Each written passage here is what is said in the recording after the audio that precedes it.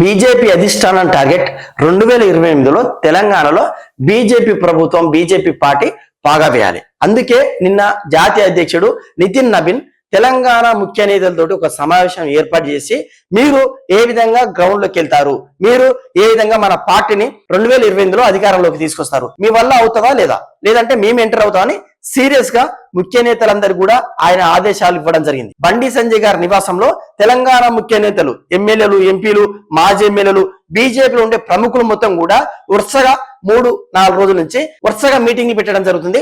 వాళ్ళ టార్గెట్ ఏంటంటే 2028లో పక్కా తెలంగాణలో బీజేపీ ప్రభుత్వం రావాలి. నిజంగా బీజేపీ ప్రభుత్వం తెలంగాణలో వస్తుందా?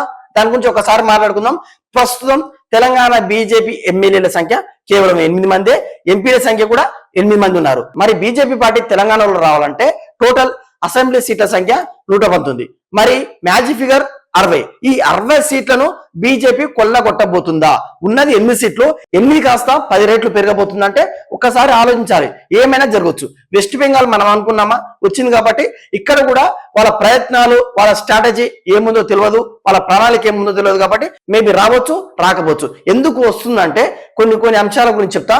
మోదీ, అమిత్ షా ఒకవేళ వాళ్ళు ప్లాన్ చేసి ఒక స్ట్రాటజీ చేసి తెలంగాణ మీద కాన్సన్ట్రేట్ పెడితే మేబీ రావచ్చు. వాళ్ళ దగ్గర ఇంకొక సెకండ్ ప్లాన్ కూడా ఉంది. ఆ ప్లాన్ ఏంటంటే ఆపరేషన్ ఆకర్ష్. ఈ ఆపరేషన్ ఆకర్ష్ ద్వారా బీఆర్ఎస్ లో, కాంగ్రెస్ లో అసంతృప్త నేతలు ఉంటారు కాబట్టి డెఫినెట్ గా వాళ్ళకి సీట్ రాకనో, టికెట్ రాకనో, లేదా వాళ్ళ అధిష్టానం తోటి, వాళ్ళకున్న వర్గ సమస్యతోటో ఏదో విధంగా బయటకు వస్తారు కాబట్టి అప్పుడు ప్రత్యామ్నాయం బీజేపీ అవుతుంది. బీజేపీ టికెట్ ఇస్తుంది కాబట్టి మేబీ వాళ్ళు వస్తే బీజేపీకి ఈజీ కావచ్చు.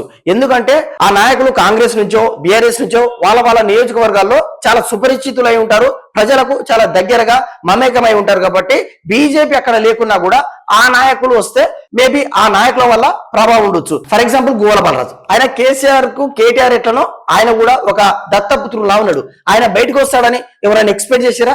ఇంటర్నల్ గా ఏ నడిచింది అనేది మనకు అనవసరం. బట్ ఆపరేషన్ ఆకర్ష్ మీద ఇలాంటి ప్రభావం చేసే నాయకులు బయటకు వస్తే వాళ్ళ కాన్స్టిట్యున్సీలో పట్టొస్తుంది. గువ్వల బాలరాజు లాంటి దూకుడు గల నాయకులను బీజేపీ ఏ విధంగా అయితే ఆకర్షించిందో అలాంటి నాయకుల్ని మరో 50-60 మందిని ఆకర్షిస్తే బీఆర్ఎస్ నుండి కానీ, కాంగ్రెస్ నుండి కానీ బీజేపీ గెలుపు ఈజీ అయ్యే అవకాశం కూడా ఉంది. ఇప్పుడు నేను చెప్పిన సమీకరణాలు ఏవైతే ఉన్నాయో బీజేపీ వస్తుందని చెప్పడానికి ఉదాహరణలు, బీజేపీ రాదని కూడా చెప్పడానికి మన దగ్గర ఒక 2 సమీకరణలు ఉన్నాయి. అందులో ప్రధానంగా ఏంటంటే బీజేపీ క్షేత్రస్థాయిలో లేదు. అవ్వలకు, తాతలకు, గ్రామీణ ప్రజలకు అందరికి కూడా కమలం తెలియదు. మోదీ గారు తెలుసు, ఆయన మన ప్రధానమంత్రి కావాలని కోరుకుంటున్నారు. మళ్ళీ 2029లో వరుసగా 4వసారి కూడా ఆయనే ప్రధాని కావాలని కోరుకుంటున్నారు. కానీ ఈ గ్రౌండ్ లో ఎమ్మెల్యేకి మాత్రం ఈ బీఆర్ఎస్ కి ఇస్తాం, లేదా కాంగ్రెస్ కి ఇస్తాం, బీజేపీ క్యాండిడేట్ మంచోడు లేడు అనే విధంగా చాలా మంది అభిప్రాయపడుతున్నారు. కాబట్టి ఇది ఒక మైనస్ పాయింట్. ఇంకొక మైనస్ పాయింట్ ఏంటంటే దాదాపుగా 50-60 కాన్స్టిట్యున్సీలో కమలం గుర్తుంది కదా, ఆ కమలం గుర్తు బీజేపీ అని కూడా తెలియదు. నార్త్ తెలంగాణలో వికసించినంత కమలం సౌత్ తెలంగాణ లేదు. పాలమూరు, నల్గొండలో కొన్ని ప్రాంతాలకు వెళ్తే మోదీ గారు తెలుసు, కానీ ఇక్కడ రామచంద్రరావు అనే వ్యక్తి ఎవరికి తెలియదు. కనీసం బండి సంజయ్ అయినా తెలుస్తుండే.